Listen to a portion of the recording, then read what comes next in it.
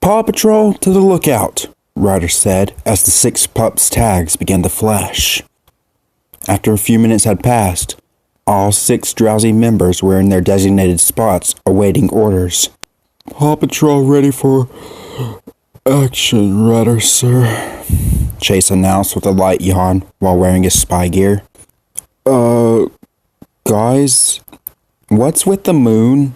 Zuma said as he stared out of the tower windows at the red glowing sphere. That's blood moon! Shouted Rubble in a panic. A blood moon? Oh no!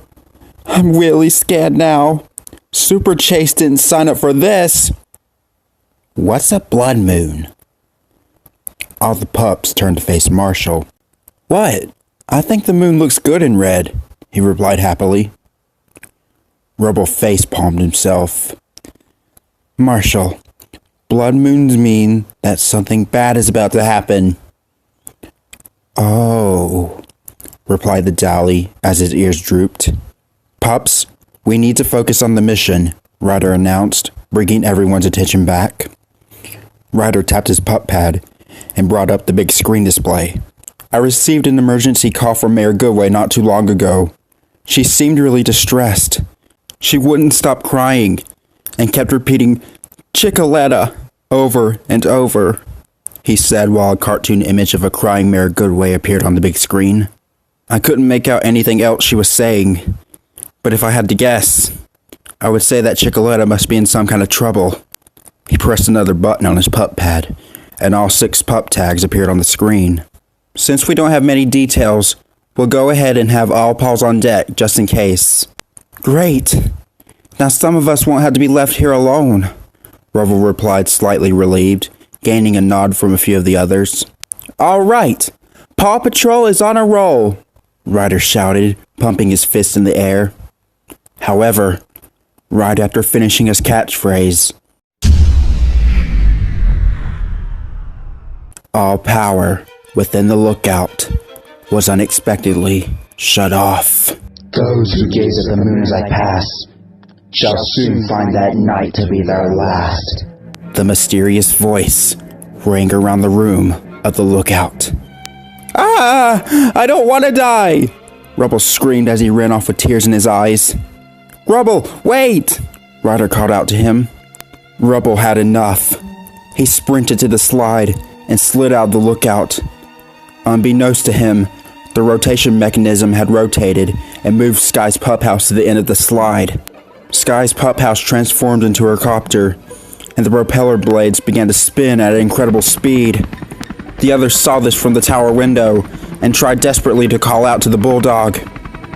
Nearing the end of the slide, Rubble's ears picked up the sound of the propeller. Ah! That's not my rig! He yelled as he frantically tried to move his paws as fast as he could and climb back up the slide.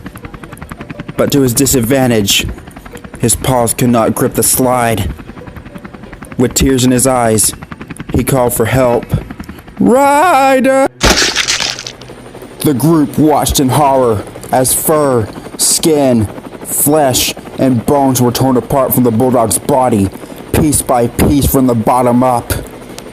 When nothing was left, the propeller blades slowed down and came to a complete stop. They were coated with blood and fleshy remains. Crimson-covered entrails decorated the copter, slide, grass, and concrete. Rubble's pup tag and collar were laid on the ground, shimmering in red with a chunk of the bulldog's neck fur attached to it. Sky bursted into a painful, heart-wrenching cry. Marshall sat with his paws on his head, eyes wide, frozen in shock with tears dripping down his cheeks.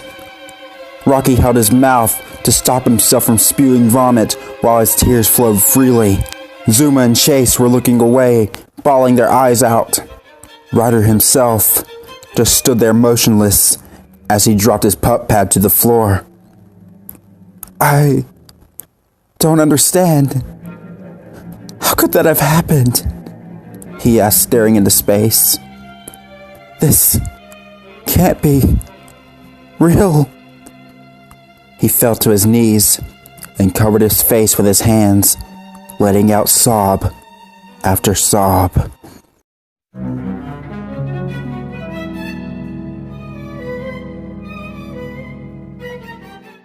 Mayor Goodway was still weeping uncontrollably in the dark at the spot where a deceased Chicoletta lay. "Ryder, please hurry!" she wailed through tears. The lights began to flicker on and off again repeatedly. Those who gaze at the moon as I pass shall soon find that night to be their last, spoke the familiar voice. "No!" she screamed as she ran towards the front door. She tried to turn the knob, but found that it would not budge. She heard heavy footsteps coming from the kitchen, but when she turned her head to face the direction, no one was there. She kept her eyes peeled in the same direction as the footsteps sounded as if they were coming closer and closer. Mayor Goodway backed up against the front door, still waiting to see the source of the footsteps, when suddenly they stopped. The mayor was panting and breathing heavily. She closed her eyes as she tried to relax her breathing and calm herself. She opened her eyes and screamed. There before her stood a man dressed in pirate attire.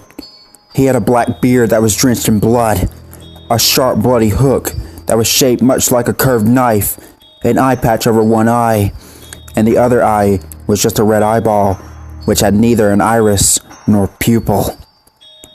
Before the mayor could finish her scream, the mysterious man cut it short as he jabbed his hook deep into her neck and quickly but smoothly ripped it open. Crimson waves began to spew from the mayor's neck, staining her purely white nightgown, and trickle from her mouth, while her head tilted back as if it was a can opened by a can opener. Before her now lifeless body was able to hit the floor, the mysterious murderer vanished.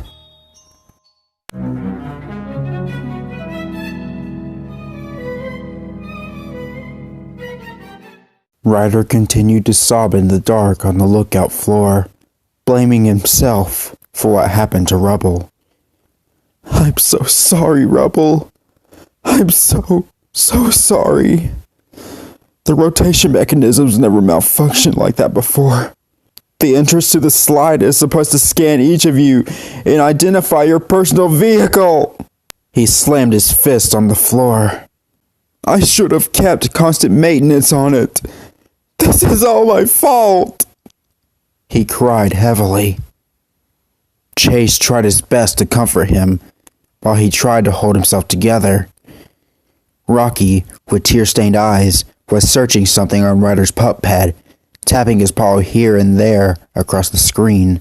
The words that had been spoken by the unknown voice still rung around in his head. "Those who gaze at the moon as I pass shall soon find that night to be their last," he thought to himself, trying to decipher the terrible riddle. His eyes widened as realization settled on him. He began to search flying ghost ship passing by moon. A picture of the exact same ghost ship passing a moon appeared on the screen in an electronic article. "Guys," he called out to the others in a shaky voice. "I know this is a bad time, but you need to hear this. I pulled up an article on the ghost ship we saw. It says that not too many have seen the paranormal scene, but if you do happen to see it, it's considered to be a bad omen. Those who have seen the ship float past the moon have either been involved in freak accidents that led to their death, or have been murdered." The reporter who captured this photo was found the next day, hanging from a flagpole by his intestines. Rocky gagged at the thought of that scene, also remembering Rubble for a split second before a tear trickled down his cheek. He wiped his eyes before continuing to read the article. According to the legend, the name of the ship is called the Reaper. The Reaper was a pirate ship that belonged to a pirate who went by the name Bloodbeard. Bloodbeard was a cold-blooded pirate. He murdered the innocent and took from them, no matter the circumstance. One night, after pillaging the town which is now known as Adventure Bay, the king ordered him to be found and executed. Bloodbeard and his crew tried to sail away using the dark night and cloudy skies as cover, but the clouds moved from in front of the moon, and the light shining from it illuminated the ocean, giving away the pirates' position. The king's soldiers fired a barrage of cannonballs from the pier and sunk Bloodbeard's ship, leaving no trace of the pirates. Rocky looked back at the picture of the ship in the article. His eyes were concentrating hard, as if he had seen the vessel before. He gasped. The ship! If I can remember right, it's the same ship that Zuma was trapped under when we saved the merpups, he stated. Sky walked towards the mixed breed with fear in her eyes. So does that mean everyone who sees the ship past the moon dies? Rocky sat the pup pad down before lowering his head in silence. That's what it sounds like, he answered. The ghost is real. It's real. Tears began to fill his eyes again as he continued. I should have sided with you guys. I shouldn't have teased you for believing. If I would have agreed, maybe Ryder would have taken it more seriously, and Rubble wouldn't be. He trailed off. White little droplets splashed on the floor. I want Rubble back! Rocky screamed, throwing his hat across the room. I was just as scared as you guys. The difference is, you were all brave enough to admit it, he stated with tears pouring down. I'm the coward who teased his friends for being scared. His friends! It should have been me who went down the slide and... He was cut off by a paw placed over his mouth. He looked up to see a tearful sky. Rocky, stop, she pleaded through tears. You're hurting us. Rocky looked up to see everyone next to him with wide, tearful eyes before being ambushed by a hug. Rocky, please, don't ever say that again. Please, Zuma pled as he embraced him with worry. Chase stepped forward, placing a boot on his shoulder.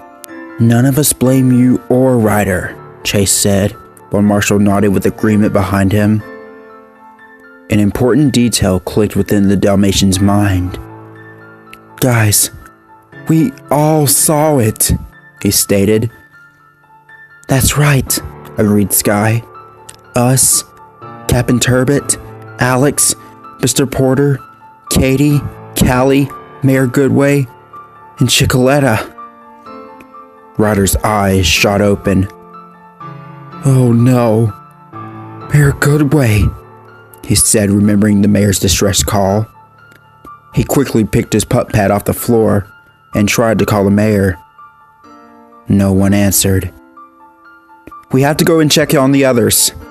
Once we're all together, we can try and find a safe place. I'll go and check on Mayor Goodway and Chicoletta. Chase and Marshall, you two go and check on Alex and Mr. Porter.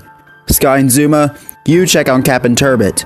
Rocky and Ryder paused for a moment before finishing his sentence.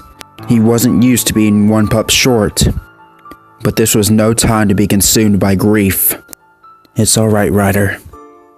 I can go check on Katie and Callie alone, Rocky answered, staring at the floor sadly. Are you sure? Ryder asked, regaining his composure. Yeah. It's time for me to be brave, Rocky answered. Okay. Paw Patrol is on a roll, Ryder announced with not even the tiniest bit of enthusiasm and happiness that he normally shows when saying the phrase. Spy Chase headed for the slide. Wait! Shouted Ryder. Don't take the slide. I don't want to take any chances. He pulled out his pup pad and began tapping across the screen. But sir, how will we get down? Chase asked, curious. The slide and elevator are the only ways down, and the power is out. This'll just take a second, Ryder replied, still tapping his screen. Okay, auxiliary power on, he shouted after tapping one last button. The power all around the lookout flashed back on, and the sound of some machines whirring and computers booting up can be heard. Ryder ran to the elevator with the 5 following him, and they descended to the ground floor. As the elevator door opened, Ryder wore a serious expression. "Pups, please be careful," said Ryder. The 5 slowly nodded. "There's no way I can get my ATV, so I guess I'll have to..." Ryder paused before finishing. "Take Rubble's rig." Ryder shook his head. "Okay, pups, let's head outside," he commanded. The 5 pups exited through the automatic doors as they opened and closed. Once outside, they waited for Ryder to join them. Ryder walked towards the exit doors. The doors wouldn't budge. Those who gaze at the moon as I pass shall soon find that night to be their last. Ryder's heart stopped upon hearing the familiar voice, and once again,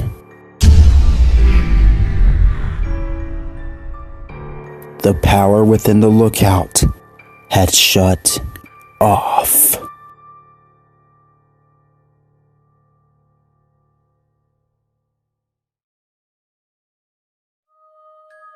Well, hello there, my horror crew. I hope you enjoyed today's narration.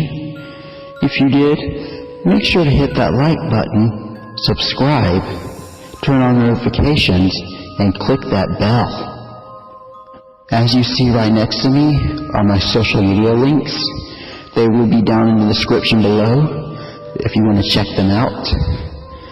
So yeah, I hope you all enjoyed today's video, and I will see you in the next one. Have a scary day, my horror crew.